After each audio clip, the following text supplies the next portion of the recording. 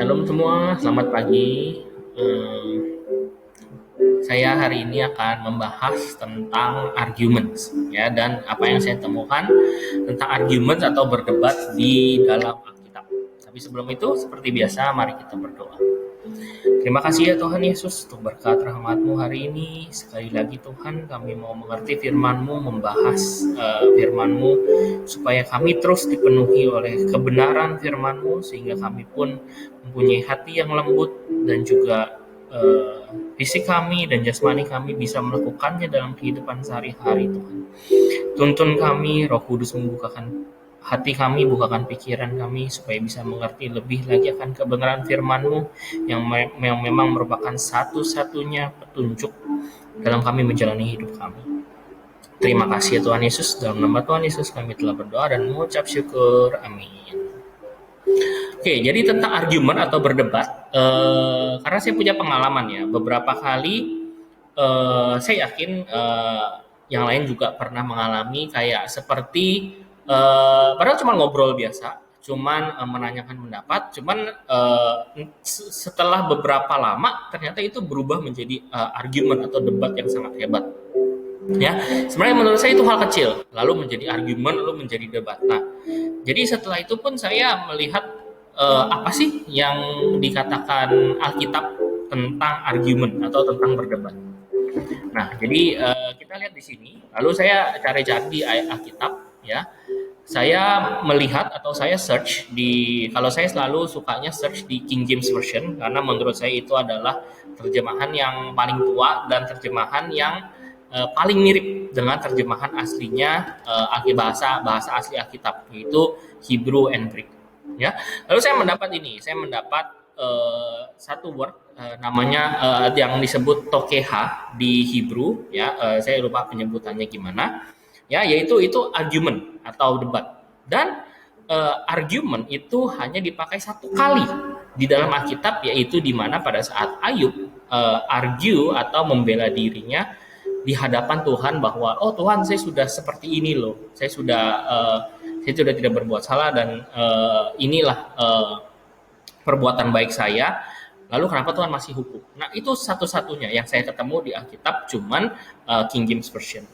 Lalu memang ada beberapa kata ini dipakai di beberapa ayat, cuman tidak banyak, paling sekitar 4 ayat, yaitu di mana pada saat rebuke atau reproof, ya, seperti membenarkan, memberi kebenaran atau benar-benar memberikan criticism yang sangat tajam, ya. Di sini seperti kita lihat rebuke itu sharp disapproval or criticism.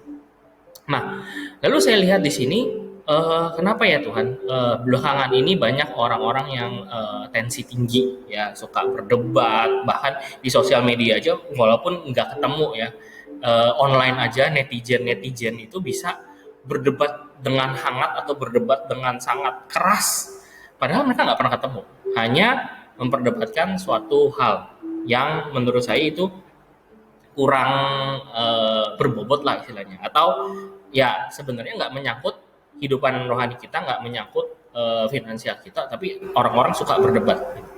Lalu saya mendapat ayat Alkitab ini di Matius 7 ayat 1-2. Jangan kamu menghakimi supaya kamu tidak dihakimi. Karena dengan penghakiman yang kamu pakai untuk menghakimi, kamu akan dihakimi, dan ukuran yang kamu pakai untuk mengukur akan diukurkan kepadamu. Walaupun saya sering dengar khotbah pastor-pastor, khotbah yang pendeta-pendeta yang lumayan terkenal. Lalu ada satu pendeta yang bilang, sebenarnya kalau orang yang ngejudge itu atau orang yang mau berdebat itu sebenarnya dia ada kepahitan. Kepahitan seperti apa? Kepahitan yang mereka tidak pernah didengar suaranya, mereka yang selalu disingkirkan atau tidak dipedulikan pendapatnya, sehingga mereka mau pendapat mereka didengar, tapi mereka melakukannya dengan keras. Ya, jadi untuk suatu hal yang kecil mereka selalu ngomong dengan keras atau selalu berdebat dengan keras, mau dimanapun, mau secara online atau maupun secara lisan seperti ini, mereka mau didengar. Karena di dalam mereka selalu kepahitan, merasa tersingkir ataupun merasa tidak dipedulikan atau merasa rendah diri. Nah, yang saya lihat, oh iya ternyata betul juga ya. ternyata memang orang-orang seperti itu sebenarnya ada alasan di dalamnya, ada alasan kenapa mereka berbuat seperti itu. Lalu saya mengasumkan, menganalisa seperti ini. Ada 3 akar yang membuat mereka selalu mau berdebat atau selalu mau argue atau bahkan seperti orang kita bilang cari ribut. Yang pertama negative thinking, lalu asumsi, lalu revenge. Nah, kita lihat negative thinking. Negative thinking kenapa? Karena mereka dari awal, mereka sudah kepahitan. Dari awal mereka mungkin kurang kasih sayang dari orang tua, atau mungkin pernah menjalani hal-hal yang buruk ya, hal-hal yang buruk di kejiwaannya, merasa tertolak atau apapun, sehingga mereka selalu termasuk negative thinking. Saya tuh tertolak, pendapat saya tuh nggak baik, saya tuh bodoh, sehingga mereka selalu negative thinking. Yang kedua yaitu asumsi. Asumsi seperti apa? Asumsi yang seperti yang negatif juga sebenarnya. Karena asumsi pun ada 2, asumsi positif atau asumsi negatif ya. Jadi asumsi itu mereka pada saat melihat sesuatu atau pada saat mau memulai sesuatu, mereka selalu asumsi.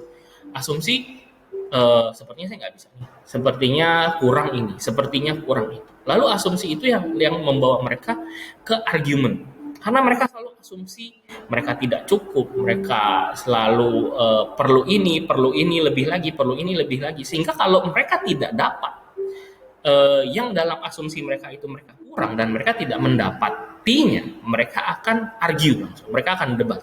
Karena ini seperti ini, saya maunya seperti ini, gitu. Saya mau mendapat ini. Nah, jadi dengan seperti itu mereka merasa mereka harus dengan keras mendapatkan sesuatu yang mereka kekurangan. Lalu yang terakhir adalah revenge. Seperti yang tadi saya jelaskan, orang-orang yang mungkin pernah didebati atau pernah diteriakin gitu dengan keras, mereka di dalam hatinya, oh nanti saya akan balas, saya akan lebih keras lagi. Karena kadang-kadang orang seperti itu pun merasa tertekan, dan kadang-kadang mereka mungkin pada saat mereka di bawah atau mereka kurang merasakan yang levelnya di bawah, istilahnya mereka nggak bisa ngelawan. Jadi pada saat mereka sudah di level atas, mereka baru bisa ngelawan dan mereka bahkan mau revenge-nya atau mereka mau balas dendamnya dengan lebih lagi. Nah, menurut saya ini semua adalah akar dari kenapa orang-orang mau berdebat dan mau berargumen seperti itu. Kenapa ya?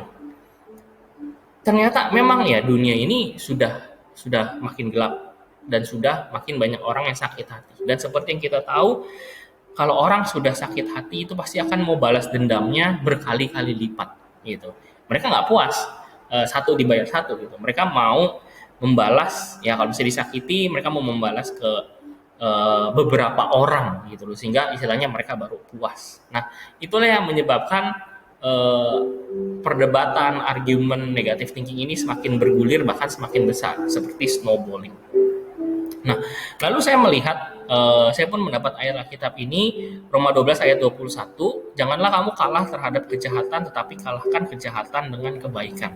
Nah, di dalam Roma 12 di ayat awal, kalau nggak salah di ayat 1, ya, itu membicarakan tentang renewing of your mind, merubah pikiran ya sesuai dengan cara Kristus. Lalu diakhiri dengan janganlah kamu kalah terhadap kejahatan, tetapi kalahkan kejahatan terhadap kebaikan. Menurut saya ini yang sangat bagus sekali ya. Apalagi yang saya lihat, kalau jahat pasti akan kalah dengan baik. Berarti kalau kita mau menghindari dosa atau kita mau melakukan sesuatu yang baik, itu bisa mengalahkan yang jahat. Dan kalau kita tidak mau atau mau menghindari sesuatu yang jahat, berarti kita harus berbuat baik. Dia nggak bisa diam atau nggak bisa pasrah saja, nggak bisa ambil jalan tengah, nggak bisa. Kita harus melakukan yang opposite, melakukan yang berlawanan. Sehingga saya dapat seperti ini, bahwa tadi kan ada 3, negative thinking, assumption, and revenge. Nah, berarti kalau misalnya kita nggak mau membuat perdebatan, bahkan menurut saya perdebatan itu bisa jadi berantem, bisa jadi fisik, bahkan menjadi pembunuhan dan segala sesuatu yang kurang baik lah. Karena saya suka baca, saya orangnya suka baca Quora.com, yaitu banyak berita-berita yang mungkin orang-orang nggak tahu, tetapi itu memang dari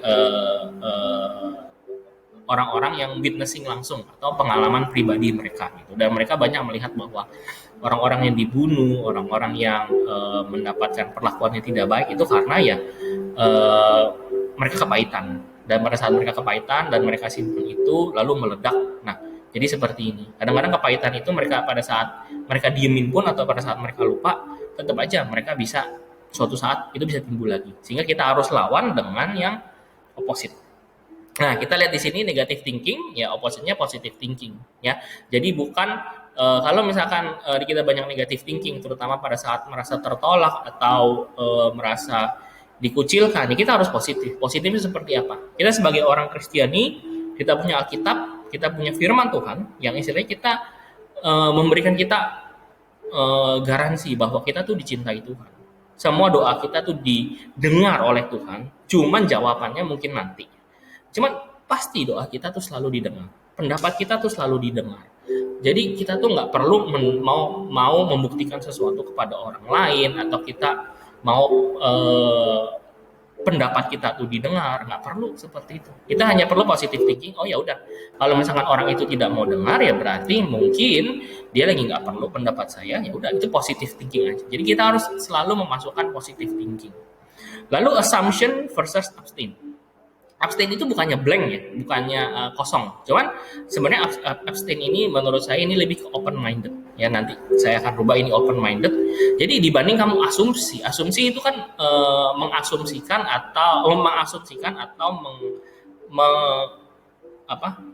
menyempitkan pikiran kamu ke dalam suatu hal, satu atau dua hal. Contoh asumsi, misalkan saya kurang tinggi. Nah, asumsi saya kalau saya kurang tinggi sih nggak bisa olahraga. Ya, nggak perlu seperti itu. Kita open mind aja. Oh, olahraga itu hanya untuk kesehatan dan mungkin kalau misalnya saya suka main basket ya udah, mungkin saya bisa di posisi lain yang tidak memerlukan tinggi badan atau badan yang terlalu tinggi. Ya, kita open minded saja.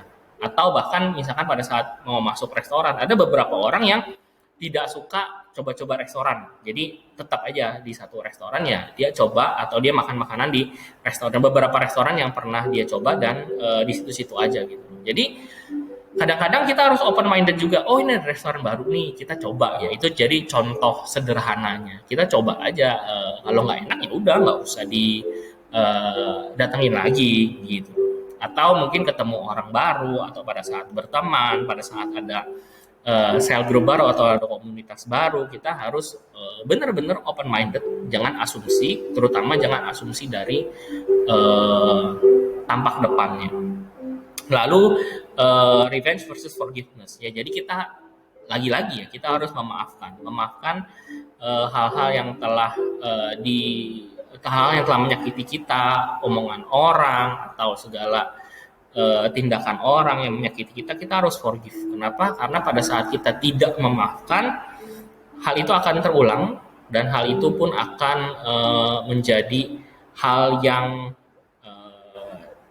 tidak baik, terutama nanti ke bawah, contoh ke bawah ke keluarga kita atau contoh ke bawah ke anak kita, itu menjadi hal yang tidak baik. Kan itu kasihan.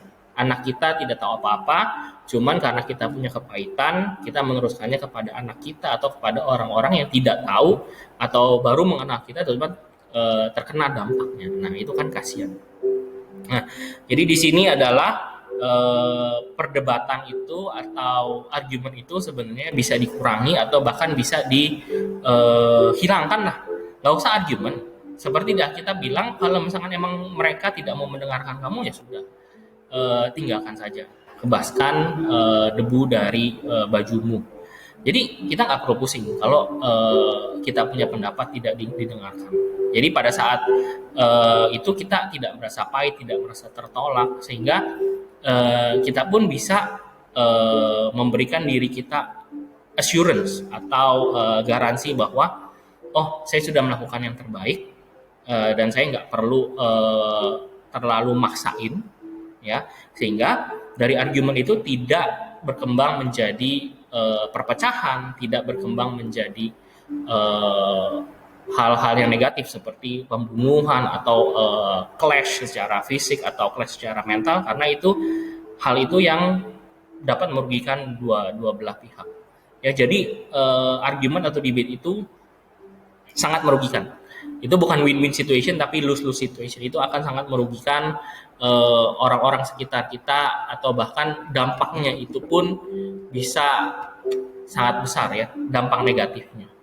Ya, jadi seperti itu. Mari kita berdoa.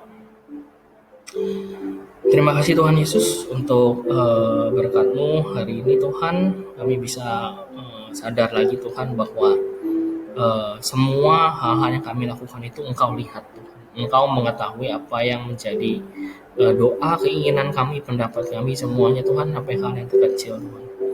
Kami tidak perlu kami tidak perlu memaksakan pendapat kami kepada siapapun Tuhan, tetapi kami mau hanya berserah kepadamu. Semua pendapat kami, semua planning kami, semua doa-doa kami serahkan kepadamu, dan biarlah rencanamu yang terjadi, bukan rencana kami. Terima kasih Tuhan Yesus. Tuhan ampuni kami dan kuatkan kami juga supaya kami bisa mengampuni orang-orang yang bersalah kepada kami Tuhan. Berikan kami open minded Tuhan, supaya bisa menerima segala apapun atau siapapun yang akan terjadi, mengerti bahwa kami dicintai dan selalu dipelihara oleh Tuhan Yesus. Terima kasih Tuhan Yesus. Dalam nama Tuhan Yesus kami telah berdoa dan mengucap syukur. Haleluya. Amin.